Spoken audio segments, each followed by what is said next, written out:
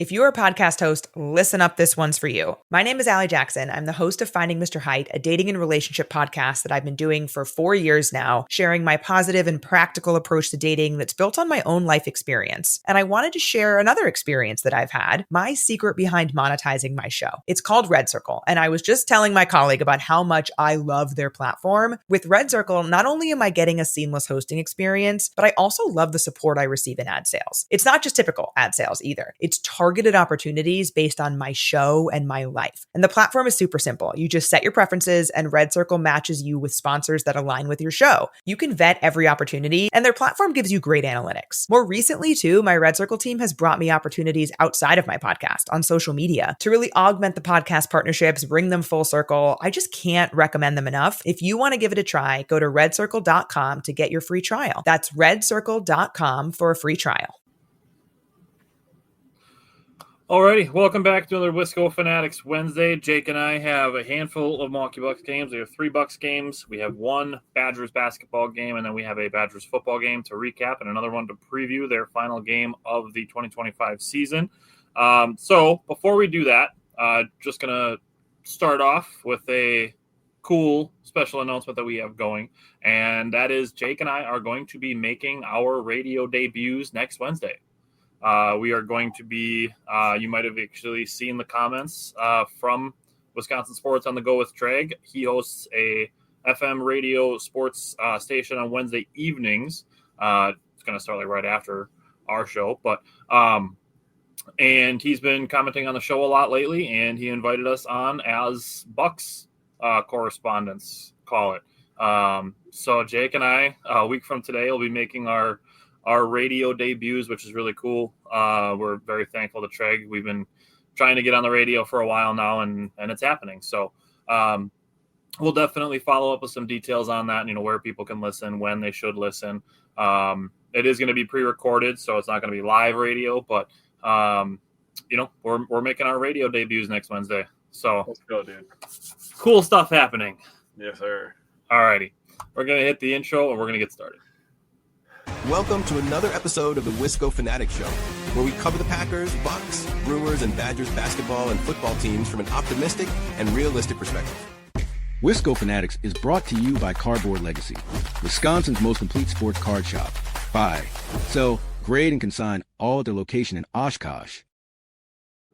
All righty. So, 3 Milwaukee Bucks games to discuss this week, and unfortunately, they're not super fun to talk about because they're all losses, and obviously, it's not as fun to watch when Giannis isn't playing. But Giannis isn't playing not for reasons that, he's traded or anything like that. So we still have that going for us. Giannis is still a member of the Milwaukee Bucks. That's not changing. So what will be changing is Giannis will be healthy soonish. He was actually listed officially as questionable for tonight, for tonight's game against Miami. So we'll talk about that a little bit when we get to what's next for the Bucks. But let's jump back to last Thursday. And Jake, give me your takeaways from the Bucks and 76ers. First, before we start, I would like to say happy pre-Thanksgiving to everybody. If you have Thanksgiving today, if you had it yesterday, if you're having it tomorrow, Friday, whatever, I want everybody to be safe. And remember everything that you're thankful for. Gratitude will take you a long way. I'm thankful for a lot of stuff. I'm thankful for the show. I'm thankful for my buddy Tyler. I'm thankful for all the sports teams that we get to cheer for, the Bucks included, Packers, Badgers, Brewers. What's going on, everybody? How we doing? So just really wanted to be thankful for everything. And I'm thankful I get to talk about sports on the internet because, 40 years ago, they didn't get to do this kind of stuff. And now I get to sit in my basement and talk about a Milwaukee Bucks game. Yes, a game that they lost, and it was frustrating. First and foremost, I got to give credit to the 76ers and Tyrese Maxey. That guy is elite. He is so good. We saw that coming from a mile away a couple of years ago. He was really starting to figure a lot of things out, and he had it all figured out last Thursday against the Bucks, scoring 54. So the two things that I took away, the two main things that I took away from this game, if you're trying to find where this game went wrong from Milwaukee, right? The two things that were the difference maker were the free throw attempts and the makes. And that's obviously a theme that's been happening this entire season. And the 76ers were much more efficient scoring off of turnovers than Milwaukee. So if you look at the free throws, Philadelphia shot 21 of 26. That's 81%. That's very good for a team percentage. Also getting there 26 times is also good. Shows good aggressiveness. They also shot 53 three-pointers. So to have 26 free throw attempts with 53 three-pointers is absolutely insane. The Bucks, in compared to that 53, they shot 36 threes. That's still quite a bit. Imagine telling somebody in 1998 that a team was going to shoot 53 three-pointers. They would have lost their minds and been like, what are they doing? But also, both teams had 14 turnovers, which really isn't that bad of a number when you think about it. But the Sixers ended up scoring 25 points off the Bucks' 14 turnovers, and the Bucks scored 16 points. So that's +9 right there. The 21 free throws they made, the Bucks made 10. So that's another +11 right there. So you're already talking about +20 in a game that went to overtime. Am I remembering? Yeah, they went to overtime. So, I mean, on top of that, Ryan Rollins had another phenomenal outing, 32 points, 6 rebounds, 14 assists. He shot 50% from the field, which is very good. The 2 for 8 from 3 could be a little bit better. But Miles Turner, a double-double for him. First double-double as a Milwaukee Buck, 14 and 10. Also hit 3 three-pointers. So if he's giving you a double-double hitting 3 threes, he's absolutely worth every single penny. That's just my opinion. Yep. Bobby Portis was inserted in the starting lineup. He went 9 for 14 from the field, very efficient, 19 points, 8 rebounds. Gary Trent Jr. scored double digits, but really other than that, there wasn't much offensive help. I know Kuzma had 17 points, but on 14 shots isn't the best efficiency that you would want. But, you know, when you have a guy scoring 54 and then they're more efficient in some, you know, important areas, that's tough to beat, honestly. Fade asked what we're doing for Thanksgiving. Going to be playing basketball in the morning and hang out with family during the day. Jake's going to be camped out by the mashed potatoes.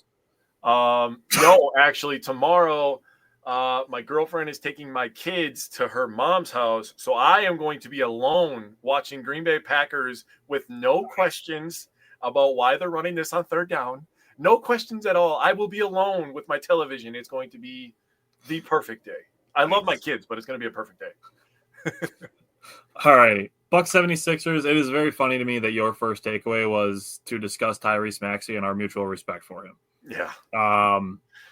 My first note literally is, firstly, Jake and I feel similarly. Tyrese Maxey is one of our favorite non-Bucks players. And if the 76ers start a rebuild, they should trade Embiid before him. Yeah.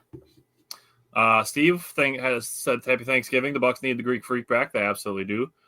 Jason Kusky, whoever that is, said I'll text you questions. Fade, thank you. You have a good Thanksgiving as well. I'm just kidding, Jason. Maxey, 54 points. He made some insanely deep threes, some really tough contested shots, and he scored on everybody. You look up and down the matchups, he scored on everybody. It was equal opportunity buckets from Tyrese Maxey. Mm-hmm. That said, Jake brought up free throws. Tyrese Maxey shot 14 free throws. The Milwaukee Bucks shot 13 free throws. They sure did. Jason asked if I would call the bubble screen. Hold that question for tomorrow. Yeah. The 76ers as a team shot 26 free throws, literally doubling the Bucks in that department. Yep. Suboptimal. Now, you brought up Ryan Rollins had a good night. Just not as good from the free throw line. Kuzma played decent. Like you said, he could have been more efficient. 17 points on 14 shots, was 5 for 7 from the free throw line. So Kuzma and Ryan Rollins shot 11 of the Bucks' 13 free throws. But Kuzma also added 3 rebounds, 4 assists, 2 steals, and a block. So I mean, he's a contributor. Mm-hmm. Bobby Portis, you brought up, had a better game, 19 and 8. Gary Harris, I'm going to give Gary Harris some credit. He contributed again. I'm looking for 18 to 20 minutes from him. He played 20 minutes. He made his only shot. He had 3 points, 2 rebounds, an assist, and a steal. And the 76ers were 1 for 6 from the field when guarded by Gary Harris. Mm-hmm. The Bucks as a team did a good job holding VJ Edgecombe in check. He was 5 for 14 from the field, 3 for 4 on free throws. 3 for 4 versus Ryan Rollins. and 1-for-1 versus Cole Anthony, but he was 0-for-3 versus AJ Green, 0-for-2 against Gary Harris, 0-for-1 against Kuzma and Bobby, 0-for-2 against Gary Trent Jr., and 1-for-3 against Miles Turner. So the Bucks did a good job against a top 2 Rookie of the Year candidate. Yes. And then the last thing I want to end on from the 76ers game, AJ Green played 36 minutes, and he only took 5 shots. Yeah. AJ Green should be shooting the ball once out of every 5 possessions. I don't disagree with that. More on that later. Going into the Bucks-Pistons game, I was lucky/unlucky enough to be in attendance. And again, it's one of those things where it's like, okay, I already know that Giannis is out, so it's not going to be as entertaining as it would be. Pistons were coming in an 11-game win streak. If I'm not mistaken, that has not yet been snapped, so now they're up to like 13 or 14. They're still going. The Pistons came out very aggressive defensively, including putting Asar Thompson on Ryan Rollins, which put him in a phone booth. It made him really tough. He struggled to start the game. Even a couple times he got downhill. He got blocked at the rim a couple times. I texted Jake, and I'm like, Ryan Rollins needs to mix in a pump fake. He sure does. Or develop a floater, or the much less practical and hard to ask for thing is to just ask him to dunk on people more. Which, again, I understand is hard to ask for. I mean, he's a 6'4", 6'5" guy. To be asking him to run through the paint as a guy who's long and skinny like he is, to be trying to dunk on people all the time so he doesn't get his shot blocked. I understand that that's not a entirely realistic ask for every possession for him to do that. Mm-hmm. So develop a floater is the option. Mm-hmm. Some pump fakes. Or all the above. Or a mix of the above. Well, what he could do really is what a lot of good point guards do is what we talk about it with all the upper echelon guys is learn how to play with a different pace. And that's the thing that people didn't talk enough about with Rajon Rondo, who we've talked about helping Ryan Rollins this year morph him into the guy that he's become. He needs to learn how to play with a little bit better pace. And to your point, this is one of my main takeaways from this game. I'm not trying to jump in and talk over you too much here, but you did talk last year about how Rollins struggles with full court pressure. And that, to the Pistons' credit, to the 76ers' credit, and, beyond teams that have been pressuring him full court, he is getting sped up. Yep. So he's not able to play at his pace, and that's something that I took away from this game. And I'm like, yeah, that's where Tyler is 100% correct with that full court pressure. It's speeding him up, and now he's out of his rhythm. Yeah. I'm going to give Doc Rivers some credit, which some people aren't going to like, but I don't give a shit. Doc Rivers called a timeout after the Pistons grabbed an early lead. After they came out of that timeout, the Bucks made a clear adjustment that they were setting more screens for Rollins, running more dribble handoff, and that kind of helped get the offense going. It freed up Bobby Portis for some really good looks. He started 3 for 3 from the three-point line and 4 for 4 overall, and that helped get the offense going. What I said to you when it comes to the Pistons' aggressive defense, I said to you, I'm like, Kevin Porter Jr. would thrive in a game like this. Oh, dude. Kevin Porter Jr. would have loved Saturday's game. He would have. That type of physical, high pace, intensity, like that's the kind of guy that Kevin Porter Jr. is. I would have loved to see him in that game on Saturday. Mm-hmm.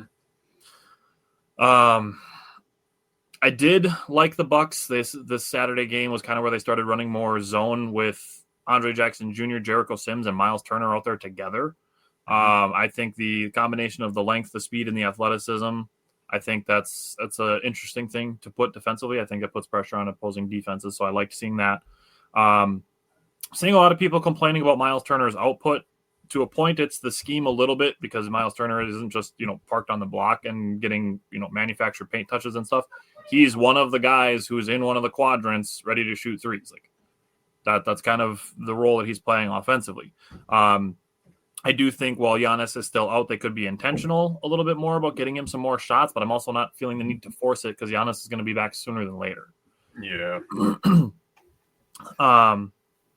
Speaking of increasing output, this is what I was just talking about in the 76ers game. AJ Green should be shooting at least 8, but somewhere between 8 and 12 3-pointers per game. At least 8 per game. I think 8 is a great number to start with. Yeah. If there's ever a game where AJ Green shoots 12 to 15 threes, I'm not even going to be mad at it. He's shooting almost 50% on threes. Dude, he's going to make 7. Yeah. If he shoots 12, he's making close to 6 or 7. Yeah. So I'm on board with that. Without Giannis, the Bucks still get a terrible whistle up to and including AJ Green. He might get the worst whistle in the league, honestly, based on some of the stuff that I see him get called for. Like some of the little bump fouls and shit, it's infuriating to watch some of the dumb stuff that gets called on AJ Green. Dude, Sticking on the subject of officiating, challenges. Doc's first challenge was a really good one. It got a ball that would have been off of Bobby overturned into a foul. So that was a really good challenge. The second one was a basket interference that was called on Andre Jackson Jr. Called in the cylinder. Went to review. New York said that it was in the cylinder when it was, I would say, arguably the same as the one that the Kings got when the Bucks played the Kings a couple weeks ago. That's fair. If not, I think it was farther outside the cylinder than the one in the Bucks Kings game. I think so. Not to mention the Bucks were down by fucking like 19 points at that point too. Like, right. Really? Those are the points that were taken off the board? Right. So, challenged, reviewed, still called inside the cylinder, left the Bucks without a challenge when a couple possessions later, Andre Jackson Jr. gets about the cleanest block attempt on a dunk that you possibly can get. Meeting a guy at the summit, touching his hand a little bit, but getting mostly ball, which is not a foul in the NBA. We've seen plenty of it. Steve, I didn't clip any this week, but we've had a lot in the last couple weeks. I figured I'd pump the brakes on that a little bit because we've done a lot of ref video complaining over the last couple weeks. This week we're just doing verbal complaining. It's strictly verbal, but it's so frustrating seeing these things happening, and especially for a guy like Andre Jackson Jr. who's playing with so much effort, to see him have 2 effort plays taken away from him. It's super frustrating.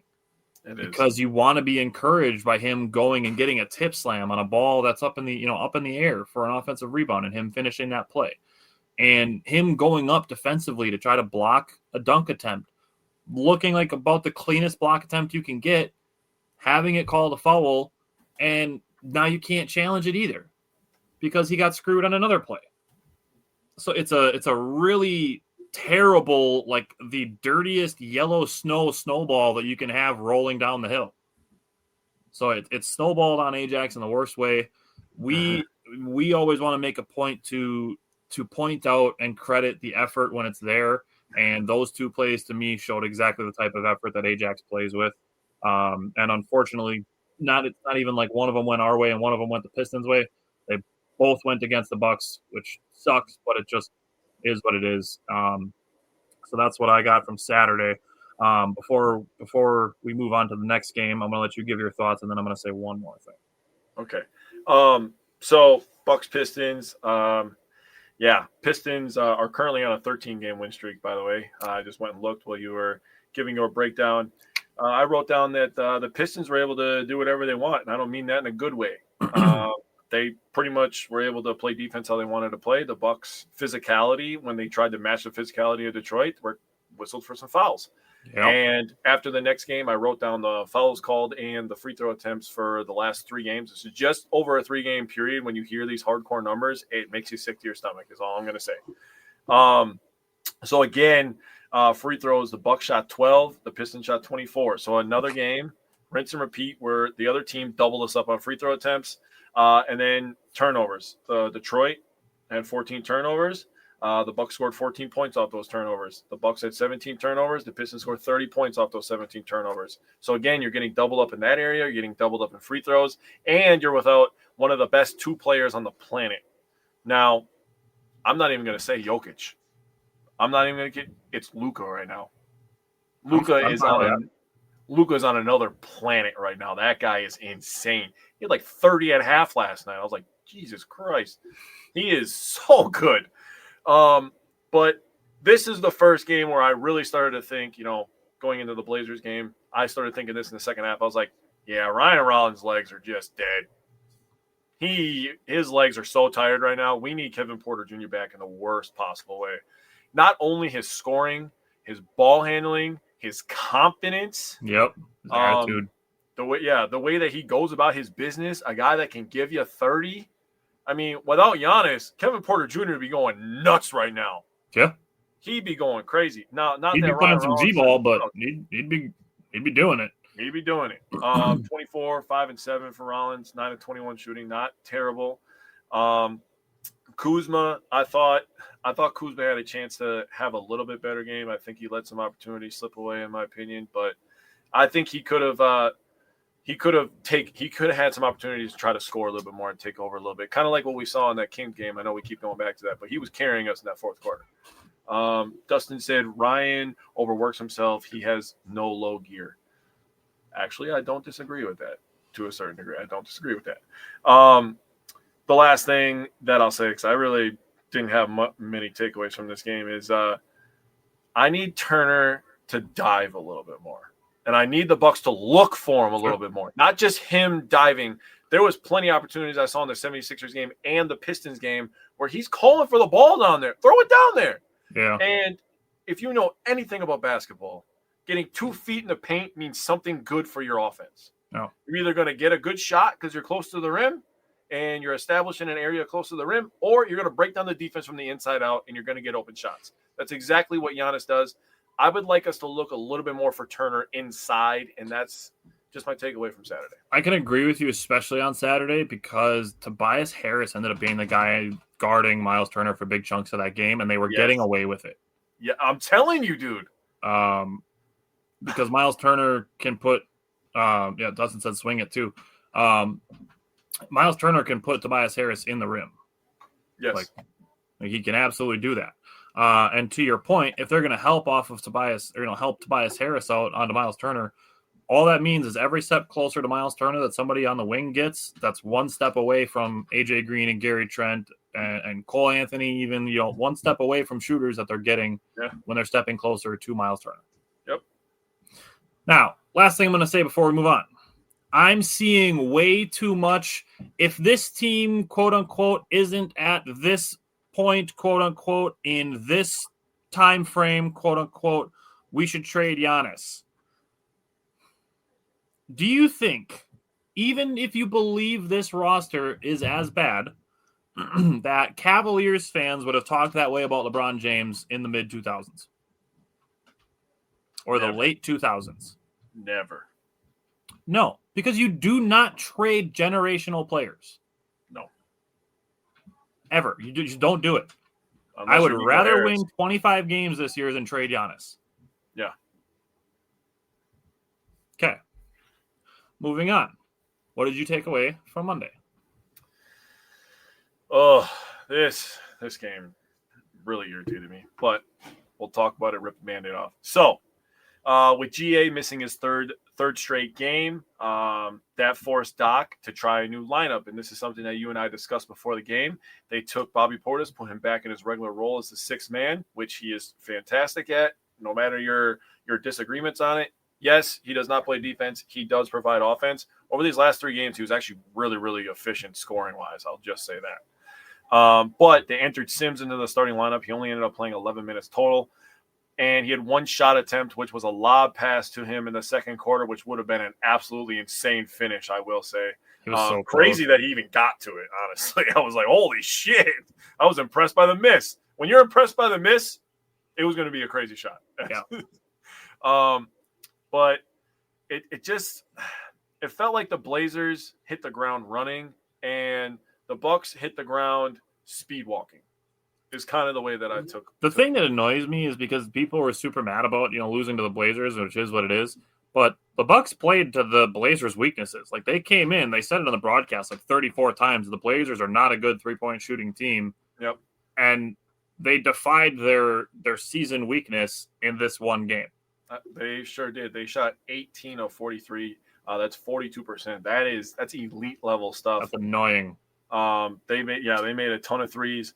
Now, if you want to talk about free throw disparity, yep, Jeremiah Grant had a great game, scored 35, but he had 14 free throws in the first half by himself. He finished the game with 19 free throw attempts, and the Bucks had 18 for the entire game. The Bucks were 14 of 18, and Portland was 25. They had 7 more makes than we had attempts of 33. So they shot 76%. The Bucks shot 78%. They made 7 more free throws than we attempted. That is absolutely disgusting. Another shout out to Bobby Portis. He was cooking in the first half, carrying the Bucks to keep them in the game, with Portland running up and down, getting whatever they wanted. They were absolutely on one on Monday for some goddamn reason. I got a couple things I want to say. I saw that people were complaining that the Bucks gave Damian Lillard a tribute video. This girl on Twitter, her name is Hannah Hoops. She said, this might be an unpopular opinion. She shared the Bucks tribute video. She said, maybe we should save tribute videos for people who actually contributed to the roster. I have a few things to say. One, just because it didn't work out doesn't mean that it wasn't an insane move. Because a couple of years prior, 2 years ago, when Damian Lillard was available, if your favorite team had a chance to trade for Damian Lillard, guess what the fuck they were doing? They were trading for Damian Lillard. 100%. You cannot tell me with a straight face they would not have. Yep. Even the Golden State Warriors, who have Steph Curry, who is one of the 2 greatest point guards of all time, were trading for Damian Lillard if they had the opportunity. Everybody would trade for Dame. Yep. Some unfortunate situations happened. Nobody can predict a blood clot. Yep. It kind of took over the NBA last year, to be honest with you. Yep. I mean, Victor Wembanyama getting it. Chris Bosh had it a couple years ago, 7-8 years ago. And he did. Andrew is on par. Andrew's right. He contributed to our NBA Cup, 100%. So with that opinion, and if you're new to the show, I like to talk a little bit of trash. You could take that opinion and shove it straight up your cornhole, is what I'm going to tell you with that. One last thing I want to talk about. So I told you I was going to give you some numbers, right? So can I jump in before you do the whole 3 games? Yeah, go ahead, buddy. Go ahead. I just want to talk about this game individually before you collectively wrap them up. Go ahead. So I'm gonna save the free throwing for the end because that's gonna tie back into where you're going for this. I know we've talked about it already today. I brought it up at times. We can't have Ryan Rollins handling the ball full court under pressure. Mm-hmm. When Kevin Porter Jr. is back, this is something I said to you last night. I want to see Ryan Rollins play some shooting guard minutes.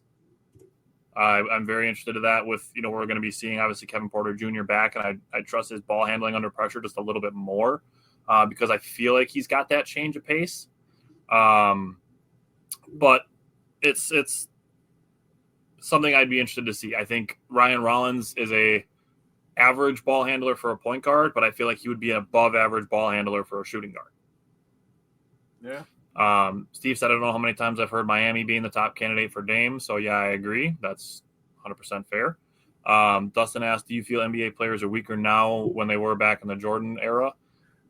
I don't even think it's necessarily a weakness thing. I think players today are probably stronger, but I feel like so many guys are trying to manipulate the game. Yeah. I feel like pace has something to do with it too. With showing strength, I feel I don't know. I can make a whole video on that. Honestly. I feel like with like modern medicine and all the all the training and stuff that everybody does, like all the hyperbaric chambers and stuff like that. I feel like people are probably stronger, but like I said, I think they're trying to manipulate the game more. Reggie said all love for Dame. Absolutely. Yeah, absolutely all love for Dame. Yeah. Bobby, to me, was the highlight of the game. He came in hot for the second game in a row, and I would say arguably 3 games in a row, shot 9 of 15 from the field, 4 or 5 from the three-point line. Steve, especially the three-point shooting, that absolutely is a big factor of the pace. Bobby added 6 rebounds, 2 assists, and 2 steals to his 22 points. Cole Anthony also played very efficient basketball. He was 8 of 12 from the field, 8 for 8 on his 2-pointers. He had 16 points, 2 rebounds, 2 assists, 2 steals, and a block. Bobby and Cole Anthony, I said this, I think 2 weeks ago, they are a pretty good pick-and-roll duo. You did say that. And I love being smart because there was a graphic that came out, and this is as of the 21st. So this would have been as of last Friday. The Bobby and Cole Anthony pick and roll averages more points per pick than Donovan Mitchell and Jared Allen, Jamal Murray and Nikola Jokic, Austin Reeves and DeAndre Ayton, Jalen Brunson and Karl Anthony Towns, Devin Booker, Mark Williams, and is more efficient per pick than Cade Cunningham and Isaiah Stewart and James Harden and Ivica Zubac. So we need to cut him, give Sears all of Cole Anthony's minutes just because they had some bad shooting games, and I've been very critical of Bobby's defense and his rebounding and his effort at times. They are still a good pairing offensively, especially in the pick and roll, and the numbers back it up. Yeah, 100%. Dustin said we have a bunch of great role players, but no superstar other than Giannis and Miles. I'm so glad you said it that way, because that is how the Thunder are built. They have a superstar, they have a couple stars, and they have a bunch of really good role players. Yeah. But they're allowed to play physical defense. So yeah. The Pacers, who were in the finals last year, they had two, I would say, elite players, a star, and a bunch of role players. Yeah. That's where the NBA is going. We're finally moving out of the big three type era. We definitely are. Okay. Back to Monday. Gary Harris was useful. He didn't shoot it all, but he still contributed 3 rebounds, 4 assists, 2 steals, and one of his assists was probably the best play of the night. Was a super clean dime to Miles Turner for a dunk, quite possibly the play of the game. Miles Turner didn't shoot well, but he was 13 points, 11 rebounds, 4 blocks. That's not bad. No. Another double-double for him, and obviously 4 blocks is great. Now, on to the role player aspect of this. Some of the role players, they're starting to come along. With Giannis out, if they stay that way when he's back, the Bucks are going to be fine. We are 18 games in. That's 22% of the season played so far. That's it's not a terrible place to be. It's obviously not an ideal place to be under 500, but we are not even a quarter of the way into the season. Dustin said, sadly, players want to make too much money and they don't care about their team. They care nowadays they care about themselves too much nowadays. That's why, one of the things, especially when it comes to baseball that Jake and I talk about, and partially with football, but baseball especially, is having players with good character. Pat Murphy talks about it all the time. I do agree with you, but there is a couple players on this Bucks team that could have got paid elsewhere. Like Bobby Portis, he stayed. AJ Green probably could have got the bag somewhere else. He actually took a pretty good deal for us. He's not overpaid, in my opinion. Gary Trent Jr., as much as everybody wants to complain about him, he's way underpaid for his experience level. He could probably be making in 1 year what he's going to make in 2. Yeah, easily. Kevin Porter Jr. He looked like he was about to go crazy. I'm not going to lie to you. That first game, he was going nuts in the first. He had 9 points in 8 minutes. Yeah, he was going crazy. Giannis, he stayed loyal to us. I mean, the Bucks, you talk about character. We talk about that all the time as well. Yep. I feel like the Bucks are a high character organization, and we have a lot of high character players, which is why people are attracted to re-sign here. Yeah. Andrew said Diary Bird is the GOAT. Pretty sure he meant to say dairy. Not letting you slide, Andrew. So to end on the free throw aspect of this, which sucks, so annoying, the first half, the Trailblazers shot 21 free throws. The Bucks shot 4. Are we so fucking for real right now? 21-4. Yeah, it's pretty bad. Dustin said the cost of living in Milwaukee is so much less than other NBA cities. I mean, if you go to Miami or Orlando, there's no income tax. That's fair. So I mean, there's aspects of being in great places. Some guys would rather be in LA making a minimum deal just for the sake of being in LA. Andrew said spelling is not my forte. Hey, I knew what you meant, but I still had to give you shit. Reggie said we're winning tonight, and that's all that matters. That would be great. Okay. Jeremy Grant, like you said, he is averaging a career-high 6.6 free throws per game going into this game. Mm-hmm. After Monday, he is now averaging 7.4 free throws per game. This singular game, 19 games into the season, 20 games into the season, raised his average by almost a free throw a game. because he shot 19 free throws, like Jake said. Giannis' season high is 18. What the hell? Yeah. Game free throws were 33-18. The Bucks were called for 26 fouls. The Trailblazers were called for 16 fouls. The Milwaukee Bucks are called for the 7th most fouls per game so far this year and are 5th in fouls per defensive possession. They are tied for 2nd in the least fouls called. And I will say the only 2 teams that have a similar gripe to the way that they are being officiated versus the way that officiating is going against them is Boston and Golden State. Yep. It feels really weird to kind of like, feel some sympathy for Boston fans who are arguably in a worse spot than the Bucks are. But Boston and the Warriors are the only 2 teams that have a similar gripe with how bad the disparity is. And Jake's going to give the numbers for this whole week. But the thing about this frustrates me so much, and you might have gathered this already just from Jake giving you the free throw and the 3-point numbers, is I don't think the Bucks opponents are being so much more aggressive. Yeah, I don't because think so. This game, you look at this game, the Bucks shot 37 threes and the Blazers took 43. So it's not like there's this huge disparity of where, the Portland Trailblazers only shot 18 3-pointers. So they're playing, so downhill and they're playing inside the 3-point line. They shot more threes and still got double the free throws. This is not a singular game thing.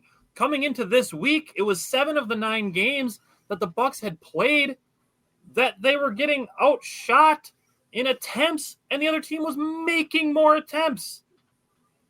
It's ridiculous that this has happened like 80% of the time now, where the Bucks are not even getting as many attempts as other teams are making. Yeah. And then we're coming into with teams playing without players. Like the Blazers were playing obviously without Dame, but without Drew Holiday. Like the Kings are who they are. The Pacers were playing without obviously Halliburton, and they were missing. Were they missing Nesmith or Nembhard? They were missing one of the two. And TJ McConnell, and they got 38 free throws that game. Yeah. Why? And looking at tape, the eye test, the numbers, the 3-point shooting, there's nothing you can say of this is why Bucks opponents are getting so many more free throws than they are. Not to mention, we have Giannis Antetokounmpo, and not to mention, it still blows my mind that a ref actually said this to Doc Rivers that they're not calling fouls because he's playing through them. He's literally getting treated like Shaq, dude. And I said it last week. I'm like, if you are one of the people that likes college basketball more than the NBA, in the year 2025, I can understand where you're coming from. Yep, I agree. It is incredibly frustrating. It's not like I said to Jake yesterday. I said it's not like it's 1 or 2 games here or there. It is constant. Yeah, it's more rare where the Bucks outshoot their opponents, and it shouldn't be because we have Giannis. But even with that, like Kuzma is playing downhill, Rollins is playing downhill, Gary Trent Jr. to a point playing downhill, and none of these guys are getting defensive foul calls. Mm-hmm. So it's very frustrating. But Jake, you had the numbers on the last 3 games in totality, so I'll let you give that before we bring in Mike to start talking Badgers basketball. Yeah, so I wrote down the fouls for the last 3 games and the free throw disparity because I was like, I got to see these numbers hardcore, right? So against Philly, the Bucks committed 19 fouls, and the opponent, Philadelphia, committed 15 fouls. So you're already -4 there. Detroit, the Bucks committed 19 fouls again, and Detroit committed 17 fouls. So another -2. Against the Portland Trail Blazers, the Bucks apparently committed 26 fouls, and the Portland Trail Blazers committed 16. So you're at -16 foul calls for the entire week. On the week, the opponents were called for 48 fouls. That's a 16 average. And the Bucks were called for 64 fouls. That's 21.3 average. So that's an average of 5 more per game. So you want to wonder about free throws, right? Because not every foul is sorry, Mike's having a hell of a time in the back room here. Um, honestly, you should just tell him to just go with voice. He doesn't need picture. Just go with voice. Said it's still too early in the season. We've seen the Bucks play better in the second half of the season. That's absolutely true. Yes. When we get into the what's next, I'm going to mention a couple other things too that are kind of going on. But yeah, real quick, I don't want to bore you guys with too many numbers here. So talking about free throws, the Bucks shot 43 free throws over the last 3 games. They made 32 of them, so that's 74%. All right, not bad for a team. Not bad. Now, without Giannis, I'd like that number to be around 77, 78%, but it is what it is. The opponents shot 83 free throws, and they made 61 of them. That's 73%. They shot 40 more free throws with 16 less fouls called. Dude, you could have told me that was in 8 games, and I would have believed you. That would be about 5 free throws a game. That I could handle. You're talking a 40 free throw disparity in 3 games. That's like 13 and a third free throws per game. Tyler, I took my notebook after I wrote that down. I went just like this, and I chucked it at the wall because I was so mad seeing that we shot 40 less free throws. 40 in 3 games. In 3 games is wild. That's insane. That's not okay. So, not to mention just the fact that shooting 83 free throws in a game is over 3 games. 83 free throws in 3 games. Yeah, that's 27 free throws per game on average. That's crazy. Yeah, they gave up 26 free throws, 24 free throws, and 33 free throws. 13 for the Bucks, 12 for the Bucks, 18 for the Bucks. 43 to 83. That is just not okay. Hey, Andrew, with all the mafia stuff going around with the betting, that's a crazy comment, bro. I love that comment. Anyways, move on. That's good. All right. So looking at what's next for the Bucks, they play tonight in Miami. They play Friday at New York. They play Saturday home against Brooklyn. Why the fuck is that not a road game if they're already in New York? You're going to have them go from Miami to New York to Milwaukee and then back over to the East Coast to go to Washington? Yeah. Why would you not just make that a 4-game road trip? That's a good question. Not to mention that it's a fucking back-to-back. You could have left them in New York. Could have quite literally just left them in New York. Like, ugh. So we're going to have a back-to-back on Saturday, Friday, Saturday. So even if Giannis does come back Friday, he's obviously not playing Saturday or vice versa. If he comes back Saturday, he's obviously not playing Friday. Like, why is the NBA like this? They have the worst you right in the face. The second night of a back-to-back, they're in New York. Why have them play again in New York? 5 blocks away. No, let's send them back to Milwaukee so they can go back to Washington, D.C. Dude, they have the worst refs and they have the worst schedule makers, dude. Not even dude, that's non-negotiable. Those 2 things are non-negotiable. The best refs are MLB. People complain about umpires. Hardest one. That's the hardest one. I think if you look around the bases, Major League Baseball is the best. There are some really bad umpires, and I'm very excited that the AAA challenge rule is coming next year because that's going to correct a lot of stuff, just like replay has. Yes. Some NFL I don't think it's even remotely close, especially when you factor in what officiating is rewarding, which is flopping and manipulating. NBA refs are by far the worst, dude. By far. So that's what they have next. And then to Sed's point about the Bucks being better in the second half, they're going to make a move of some sort. We don't know exactly what it is, but there are reports today that the Milwaukee Bucks are calling Sacramento and gauging the trade market for Zach LaVine. He would fit nicely with Giannis. That he's a bucket. He's not a defensive-minded guy by any means, but he's athletic. And he has become a stupidly good, at times, 3-point shooter over the last handful of years as he's lost a little bit of athleticism due to some of the injuries that he's had. But he's been pretty healthy over the last couple of years when he's been in Sacramento. And he would be a solid piece. And I don't think he would cost too much just because he makes a lot of money. So I feel like that's a way for the Bucks to get a impact player, and thankfully they are in a good spot money wise. The Bucks are still under the first apron, so they are in a decent spot money wise to be able to make it that. So, and I think the Kings are trying. I think what they want to do is shed some money. So that's exactly it. So I mean, if the Bucks can, if they can make it work of like Kuzma, Ajax, and a second round pick, like that might be enough for the Kings to get out from under Zach LaVine. And the Kings have reportedly been interested in Kuzma over the last couple of years, so it's not like a far-fetched thing of like, oh, nobody's going to take Kuzma from us. Like, the way Kuzma's playing this year, his trade value is way up. Yeah. Okay. Anything else you want to say about the Bucks before we bring in Mike and talk about Badgers? No, I just cannot wait to stare at Mike's chest. There it is. Hey. Can you guys hear me? First off. Yes. Yes. Okay. Good. Thank you, Jake. I appreciate that comment. I really do. I know I thought it was maybe, I thought you were going to say my face or something like that. Maybe even butter me up some more, but I'll take the chest. That's all good. That's all we can see in the back. You look down below. That's all it shows. Yeah. All right. So we only had one Badger basketball game over the last week. Steve said, "What's up, Mike?"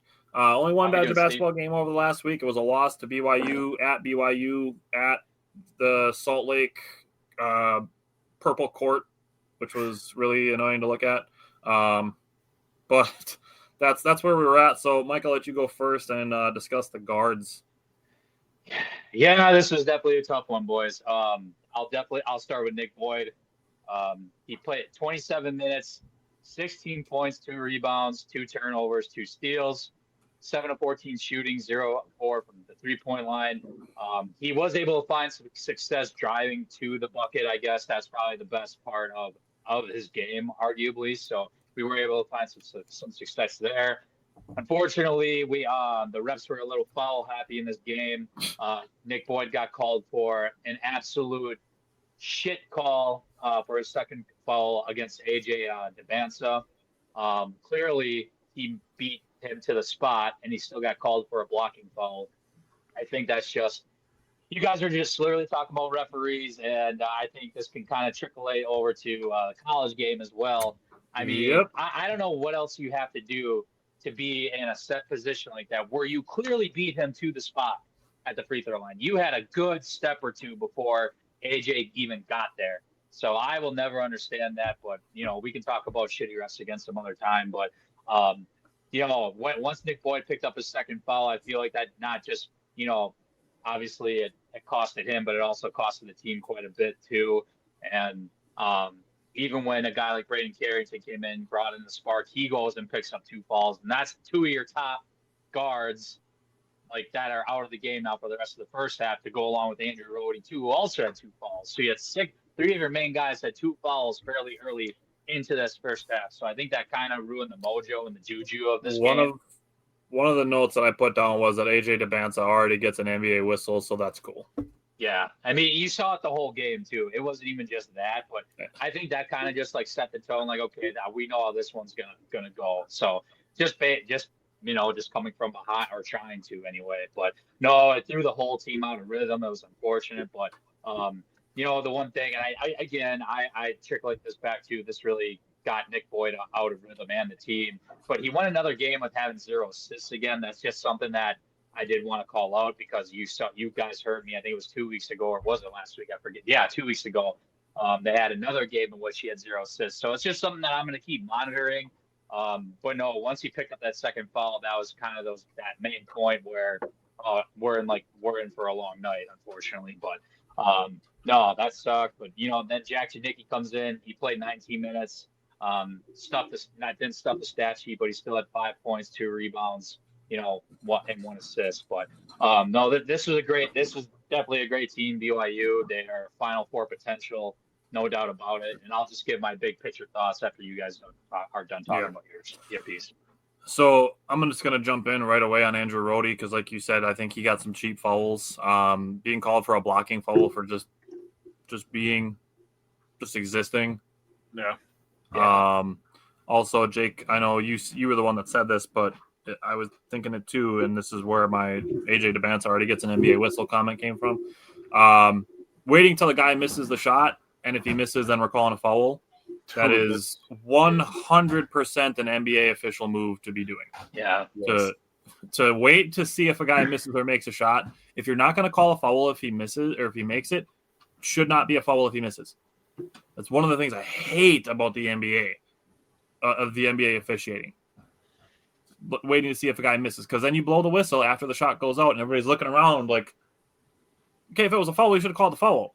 It shouldn't depend on the result of the play. You shouldn't be making a call with hindsight. So Brody had a very quiet game, 5 points on 5 shots, 4 rebounds, a block, a steal, and a turnover. I think, like Mike said, some of these guys were affected by early foul trouble and not being as aggressive as we'd like to see them. One thing I will say is John Blackwell did stay aggressive. This might have been one of his worst shooting games as a Badger, 3 for 13 from the field and 1 for 5 from the three-point line. Not for a lack of good looks. He just did not have his mid-range touch on Friday. What I will say is he did stay aggressive, especially offensively. Did get to the free throw line 12 times, just only made 7 of them. If he's making 9 out of 12 free throws, then that's a great spot to be. So good thing for him for staying aggressive, even though he's not hitting shots. And then Braden Carrington, he was a very effective spark plug, like Mike said. He did a really good job getting into the wings and finding his shot. He made 4 shots, all threes. He kept the Badgers close in the first half. While the rest of the offense was kind of struggling, he finished with 14 points, 2 rebounds, and assists, and made both of his free throws. Steve said Badgers are a top 25 team for sure. Just a tough loss to BYU. Providence next. That is tomorrow. Right after the Packers game. Yep. Yeah, it's perfect, man. It's perfect. So yeah, the Badgers are probably like 27th. Yeah, they were like 26 or 27. I think they were 26. Yeah. BYU even moved down a spot from 8 to 9. Yeah. Which is weird, but whatever. But it's seeing the Badgers get doubled up on 3-point makes that created a plus 21 for BYU. So that was a tough spot to be in. But Braden Carrington has been a pleasure to watch so far this season. So. All right, I guess it's my turn. All right, I'll start with the bad news, and his name was Austin Rapp. He was brutal. He was on the struggle bus. 2 points both from the free throw line, 0 for 7 from the field, 0 for 5 from the 3-point line. This guy's our starting power forward, had 0 rebounds, 0 assists. He was I don't even know how else to say it, dude. It was rough. Nolan Winter, he had a nice double-double, 14 points, 14 rebounds, 2 assists. He was doing his normal thing. He also had a block and a steal. That's Nolan Winter. Rapp also had a steal, so I should give him credit for that at least. Bielowskis, 13 minutes, 0 points. He shot 1 shot, and it was a 3-pointer, and I'm going to be honest with you, it felt like it was forced. I feel like he's forcing himself to try to become a classic Wisconsin big. If that's not your game, my guy, I'm going to tell you right now, a neutral site game against the top 10 team is not the time to be experimenting. On top of that, Will Garlock, he played 7 minutes, had a rebound and assist. The guy is like allergic to shooting, I think. I don't know. But Austin Rapp, dude, my final thoughts on Austin Rapp. Just take the shot that's in rhythm, dude. He had 2 3-point attempts that I was like, okay, that was a good shot. And he actually airballed one of them. But I was like, okay, because it felt like it was within the offense. That's kind of how I felt about John Blackwell. Like, he was getting some good looks at some mid-range shots, and it's like, okay, those are good shots. I'm not going to be like, oh, he shot terrible because he's taking bad shots. That's not how I felt about John Blackwell either. So that's a good thing to bring up. That's really just my main thoughts. And like, I don't understand basketball defense anymore from watching my 2 teams play over this last week.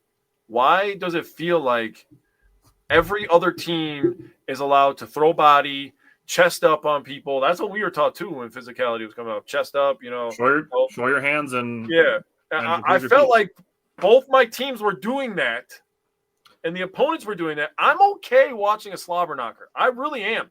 Yeah, I prefer physicality, anyways. That's why I migrate towards football. That's why most of America migrates towards football. We like physicality. People like UFC because of that reason. let them play. If you're going to let one side play, let both play. And I felt like, even though this was a neutral site game, it was 11 fucking minutes from the BYU campus. That's not a neutral site game. It's like calling Lambeau Field a neutral site for the Badgers. Like, what are we doing? So it's a glorified home game. That's a home game for the Badgers. Yeah.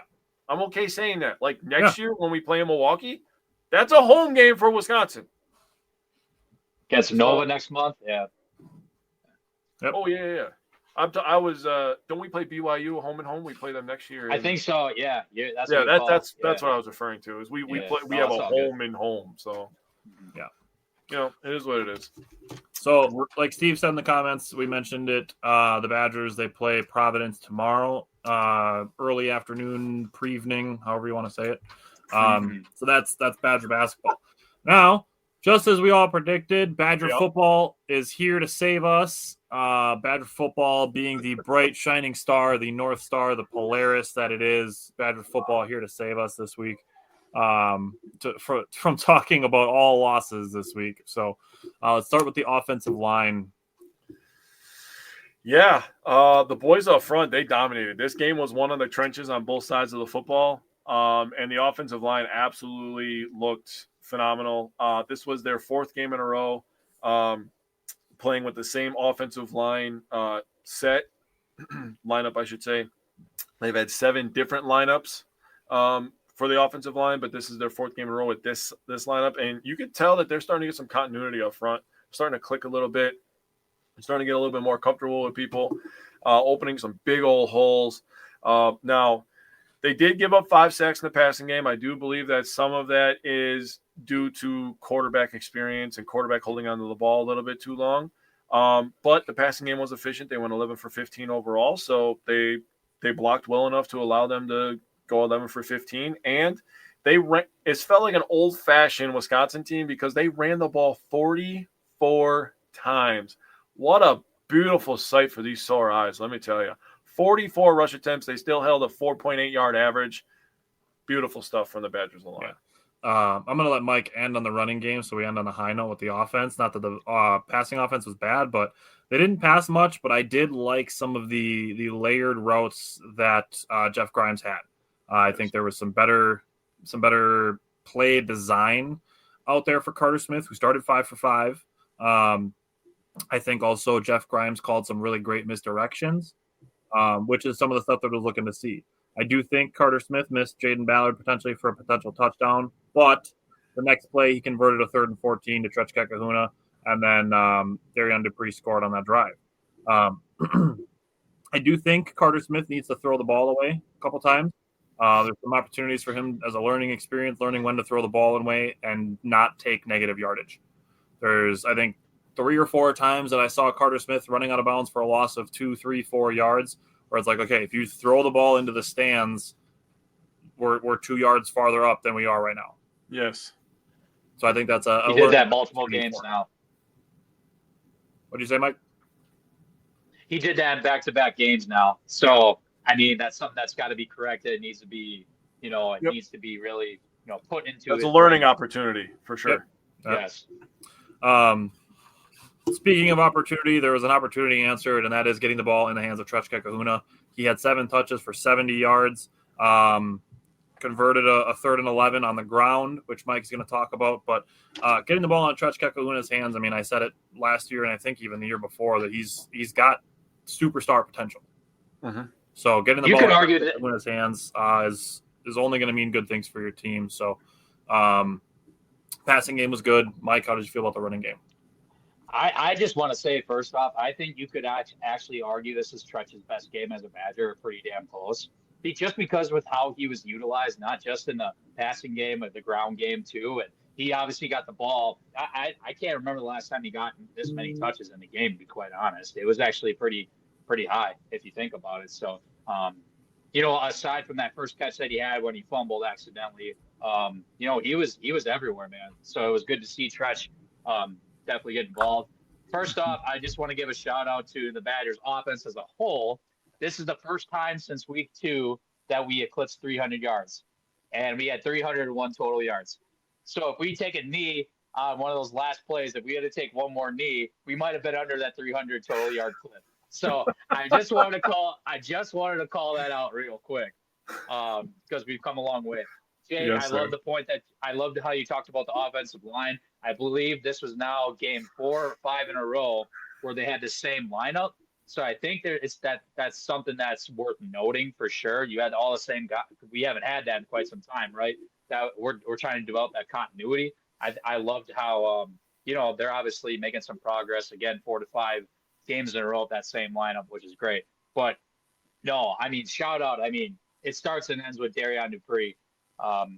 This guy was highly recruited, as we know, going into things. He's had a tough year. He's been banged up for the most part, so he hasn't been able to really showcase his stuff ultimately. And apparently, after this game, it was reported he's not even back to 100% really yet. So the fact that he was able to do what he did was great. So he had 17 carries, 131 yards, 2 touchdowns, 84-yard run. That's complimentary football at the end of the day, what we're looking for, what Luke Fickles talked about. What Wisconsin football has talked about for the longest time. The 84-yard touchdown run was the longest since Ches Malusi had his 88-yard run against Buffalo back in 2023. It was great to see an explosive play from the run game finally. But as far as Darian Dupree, he ran violent. He hit the cuts when he needed to. I want to give a quick shout out to Joe Brunner on that long run first off, because he got to that second level to get through that first crack with Darian Dupree. And then I was hoping Tyler was going to call it up because I didn't want to steal his mojo. But the best part about that whole run, besides Darian Dupree, was our boy Eugene Hilton, because that a boy. Okay. One other guy too. Okay. Who am I missing? Tucker Ashcraft. Watch Tucker Ashcraft come flying up the middle of the field. Look at him. There he is. Well, he's healthy, that's for sure. Love that, dude. Still playing hard, dude. Yep. But no, shout out to Eugene Hilton for deceiving that cornerback on that run. That was some good stuff. Angle, that's some stuff that you're taught by like a former NFL wide receiver, I feel like, and making plays like that. Yeah. So no, that was a chef's kiss right there, just watching that, because they showed that 3 to 4 different times. Yep. And it was crazy. That cornerback had zero clue what was going on. But that was great to see. Again, complimentary football. Love the first drive that we had, 16 plays, an 80-yard drive. Again, both by the run and the pass. That was good to see. But yeah, Jackson Aker also showed his stuff. Had one big boy carry, converted a third down for us. He had 2 carries for 12 yards. Got a couple first downs for us. This is it feels good to talk something positive on the run game finally, that we can express our feelings and play that complimentary football. Andrew said a hot take. Our freshman quarterback is a good game manager. I like him better than Billy Edwards. It's not even to me that he's a better game manager. I think he is. I don't know how far back I want to go, but he is a better dual threat than Luke Fickell has had. Yeah. And he's taking care of the ball too. And you see that as a true freshman, when you take care of the ball, I think that speaks volumes, honestly. Not necessarily for the pass yards, but the fact that you're able to make, I know we literally just talked about, instead of taking the sack and running out of bounds, throw the ball away. He's at least taking care of the ball and not turning it over constantly. I think that's something that needs to be pointed out for sure, because that's, kudos to him. He knows, like to think, when he knows what's going on for the most part. But the fact that you're doing that as a true freshman, second game starting, technically third game playing, in the heart of your Big Ten season, mind you, playing against ranked teams, I think that that definitely speaks volumes, and that's going to be something that is good to carry into this game and obviously into the offseason. So I looked up Treshka Kaluna's game logs. 7 touches is a career high, but his best game is definitely Purdue last year when he had 6 catches for 24 yards and 2 touchdowns. Yeah, for sure. It was up there, but yeah. They beat the definitely up there, one of his best games, and his highest usage for sure. Dude, Indiana is about to do some naughty things to Purdue this weekend. Oh my God. That could be 70-0.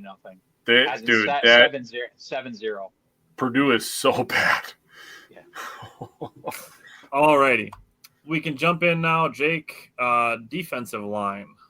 Man, this unit has been carrying this team to whatever you want to think about this team in 2025. They have been the most consistent group on this team this year.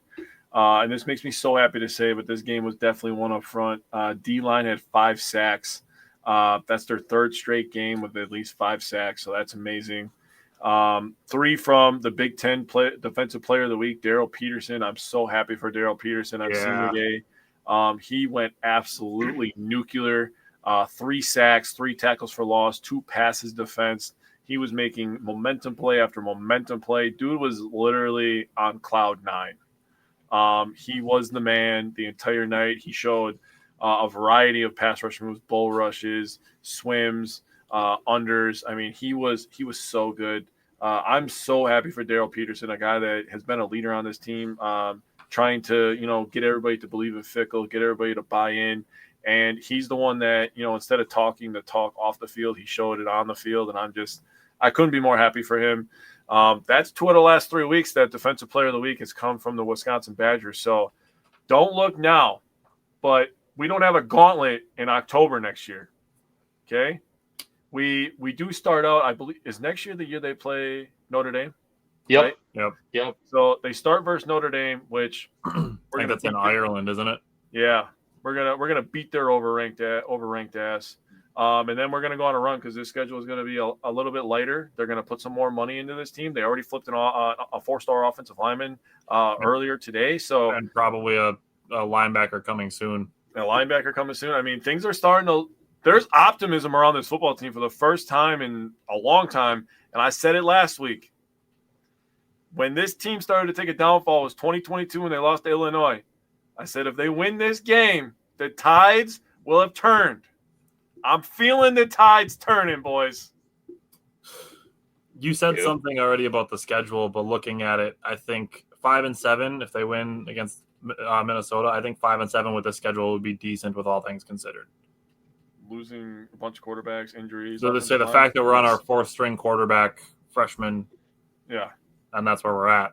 Obviously, losing several running backs, losing several offensive linemen, losing a tight end for a part of the year. Losing Christian Allegro for a couple weeks. I mean, losing Preston Zachman for most of the year. We had a corner that, had a lawsuit against the NCAA. He wasn't able to play the entire year. They were expecting him to be a big contributor this year. There's a lot of things that went against Wisconsin this year. So, just saying.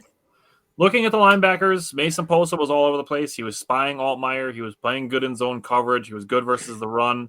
Christian Allegro with a big-ass club on his hand still managed to get a sack on 4th and 5, absolutely destroyed the running back to get there. So that was awesome to see. And yeah. The thing is huge, bro. Gigantic club on his left hand. That's not the Nick Perry club, dude. After breaking his arm is still wild. That thing is huge, bro. I'm sorry. That thing is so freaking big, dude. It's like this freaking big. But anyways, keep going. And then I just want to shout out Mason Rieger just because you didn't mention him by name, but for him bringing consistent pressure. 3rd and 5 before halftime, also drew a holding penalty on the left tackle. On the 3rd and 15, he beat the right tackle for a sack and set up Wisconsin to go up 10-0 at halftime. To be able to grab 3 points before halftime is super clutch. Yes. So, all that said, Mike's going to talk about the secondary, but I just want to say it's hard in a tough season to be like, oh, who should we give credit to? Because everybody's rather looking to find blame. We might not have given Mike Tressel enough credit. I agree. That's fair. I agree. About secondary. Yeah, man. So the secondary is for Luke Altmaier, he was 21 of 35 for 248 yards. I thought we still did a pretty good job. I mean, this is above 10. Oh, all right. You have any thoughts on the secondary? Yeah, I thought the secondary was good. There was a couple chunk plays that I saw, but outside of that, I thought they did a nice job mixing up some coverages. They did a nice job of when to press, when not to press. I thought, obviously, having as much pass rush pressure as you possibly can is good, and that helps the DBs as well. But having a guy like Altmaier who to your credit, talking about Tressel, having a guy like Altmaier kind of look as rattled as he was in this game, I thought was pretty impressive and should be called out when talking about the secondary. We get Admite back in. I was gonna say I'll give Luke Altmaier a little bit of credit. He was definitely trying to play through some injuries, but he was banged up for a reason, and it's not like the Badgers were trying to hurt him. He got banged up because like you said, he was feeling pressure. The last couple of weeks, they've been hitting the hell out of people.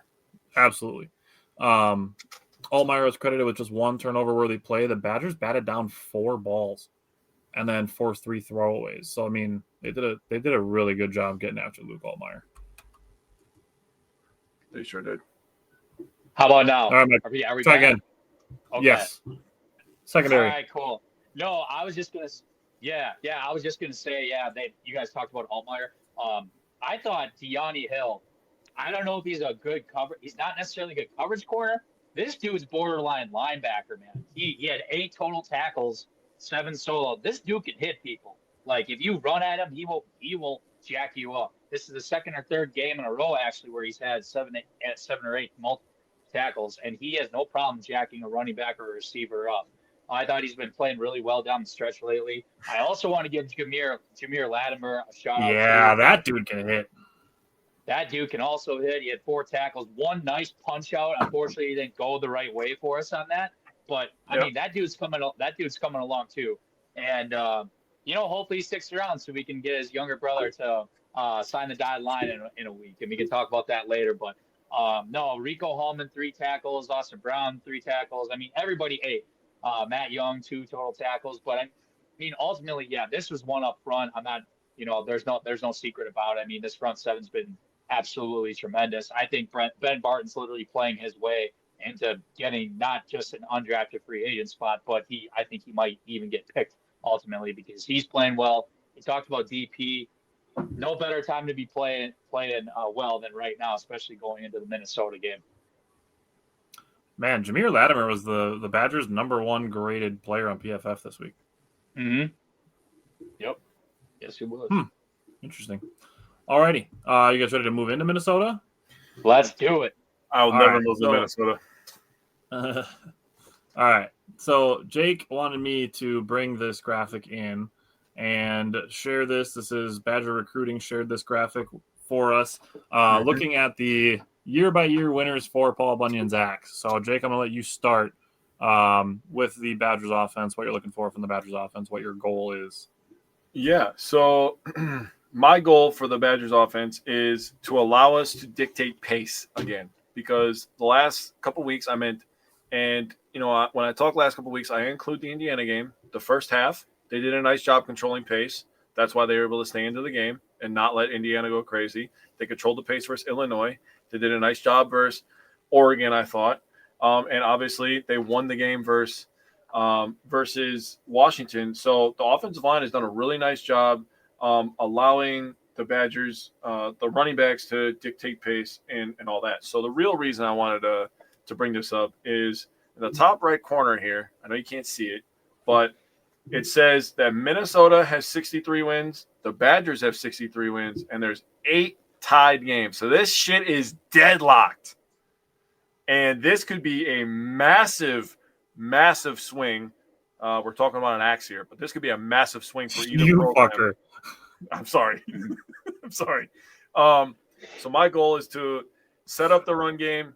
They've been playing with good pad level, continue that, and play with good physicality. Sorry, I had to. You're such a fucker. All right, Mike, what are you looking for? What's your goal from the run game? Jake, literally the same thing I wrote down. Pace. I wrote down pace, one word. Similar along the lines of Jake here, but I got bring out the kitchen sink, all hands on deck. And when I say that, you got obviously Darion Dupree coming off of his week. Obviously, you want to play him. Got Jackson Aker, who's going to get some sick plays done for us, win the line of scrimmage. Yak, he was playing special teams and all that. We'll see if he gets a couple carries. I don't know if you want to. We'll probably ride the hot hand, I would say, for the most part. But, yeah, I wrote down pace and all hands on deck. If that means Gideon Tuga can play, you get his ass out there and he's going to play for it. You put him on the field. It's Minnesota week. If you got a little ounce to give, if you empty the tank, you're exactly right. So, I mean, this game's going to be one in the trenches. I mean, Minnesota, they're second in the Big Ten with tackles for loss with 79, right behind Indiana. So, I mean, I think this is going to be a big boy football. Like, this is going to be classic Big Ten O-line on D-line, and that's on both sides of the ball, like both ways. So I am looking forward to this. It's going to be a slobber knocker. Bring it the fuck on, Minnesota. So me looking at it as the passing game is concerned, Minnesota averages allowing 244 passing yards a game. They're mid against the pass is what I'll say. They're right in the middle of college football. I would like to see, regardless of how many times he throws, I would like to see Carter Smith be efficient again. He was 8 of 11 on passes last week, so if he can be above 70% on completing his passes, I think that means good things for the Badgers, especially if the run game is operating efficiently. Jake, what are you looking for from the defense? Yeah, so like I said earlier, the Badgers have had 5+ sacks in 3 straight games, and against the run, they've been really good all season long. The Gophers' run game is not good this year. That's kind of been their strong suit since Mighty Mouse has gotten over there. They average 100.8 yards per game. That's 128th in the country. That is bad. That's not good. So the Badgers, we can shut down the run. Not only do the Badgers have a freshman quarterback starting, so does Minnesota. This is the battle of the freshman quarterbacks for the Axe, a very big game for both programs. And pretty crazy that a couple 19-year-old kids are going to determine the future of these multi-million-dollar teams here. Yeah, looking at the linebackers, I'm just hopeful that Mason Posa is not going to be limited. As far as Cooper Catalano goes, I need him to wrap up. He missed 3 tackles last week, so my hope is that Mason Posa is good to go. Like Mike was saying, emptying out the tank, all hands on deck. Christian Allegro, same goes for him. He's only going to have 1 out of his 2 hands to put on the deck, but other than that, I need Cooper Catalano to wrap up on his tackles. And then obviously the goal is to get the Axe. Jake was just talking about it, both teams being in this position with the games being tied, starting freshman quarterbacks. I have to give a quick dig at PJ Fleck just for Scary Alvarez, who would want me to do so. Definitely can't let Minnesota win the Axe so that PJ Fleck can't take the Axe. That's such weird behavior out of a dude. No. He would do something like that. So I got to ask you guys, did you guys see what Scary Alvarez said about Bielema after the Illinois game? Did you see his tweet? Which one? I mean, the one where he's going to go to a buffet line and dude, he said that great game from Wisconsin, as I'm paraphrasing, but he said Bielema's about to destroy a 24-hour fucking buffet. Yeah. It's like, The jacket that he was wearing, he was like 3 or 4 sizes like under too. Like on his sides, you're supposed to like zipper up the sides. He couldn't even do that, like zipper them. So what he was wearing was like he's like a triple XL. He was definitely wearing a double XL. Dude, he looks like the 13th. I'm sorry. But, yeah. Dude, I was geeking at that tweet. Mike, you can tell me your goals from the secondary. I'm going to see if I can find the tweet that he's referencing. Yeah, for sure. So I got make the freshmen make mistakes as my goal. So Drake Lindsay, 2,145 yards passing, 15 touchdowns, 6 picks. That doesn't sound too bad, but he is the second lowest in the Big Ten with 6.4 yards per attempt. Now, the reason why I bring that up, that was a big problem for when the Badgers ran the air raid. That was with Braden Locke's problem. His yards per attempt were so low that we could not make any plays over the top. So when you're looking at this, when it's 6.4 yards per attempt, what does that tell you? There's not too many deep shots, right? So I think with our front 7 potentially generating pressure, I think could be a game for our secondary to, have a game. So that's why I want to throw that out there. They do have 3. Minnesota does have 3 receivers that they kind of distribute evenly. Brockington's got 460 yards, 4 touchdowns. Jaron Tracy's got 430 yards, 6 touchdowns, and Jalen Smith's got 351 yards for 2 touchdowns. So it is going to be distributed out equally for the most part. But when you see that 6.4 yards per attempt and when you're completing, I think that tells you that the ball might come out fairly quickly, but it won't go it doesn't go too far. So just something to watch. But I do think ultimately at the end of the day, Darius Taylor, I do know our running game, as far as running game goes, Minnesota is at the bottom, but I think for this game, Darius Taylor is going to ask to try and run the ball 20 times because he has proven that he can do it for him. I know he's been banged up for most of the year. I do think Minnesota ultimately does try to run in this game, though. But no, I think this could be an opportunity for Rico to go off on a high note, get a pick to go out with his career. Would love that. This is the tweet that Jake's talking about. Jake said that Scary tweeted, Bielema's about to destroy a 24-hour buffet when he gets back to Champaign tonight. And Andrew asked why we're fat-shaming Bielema. That's Scary Alvarez's shtick. He loves to do that.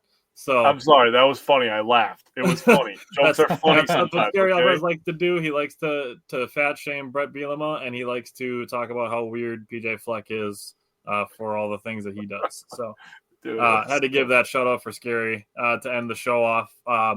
But we will be back next Wednesday. Jake and I will be back to discuss the next 4 Milwaukee Bucks games, which the first one starts in about an hour. We'll have one more Badger basketball game next week, and we will have the Badgers football finale next week as well. Hopefully we're talking about a whole bunch of W's next week. Other than that, Jake and I will put out more details for the special announcement we made at the beginning of the show, with Jake and I making our radio debut next Wednesday, which is going to be shortly after the show ends next week. So keep an eye out for more details on that as well. And thanks, everybody, for hopping in, commenting the happy Thanksgiving wishes. And we will see you guys next week. And obviously, go Bucks, go Badgers. And Packers. Happy Thanksgiving, guys. Stack some W's, boys.